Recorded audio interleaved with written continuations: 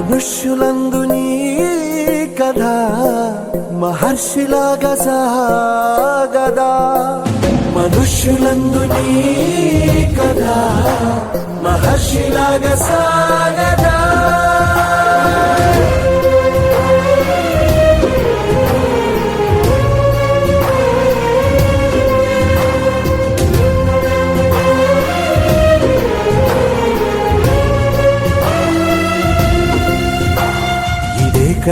ఇదే కదా నీ కథ ముగింపులేనిదై సదా సాగదా.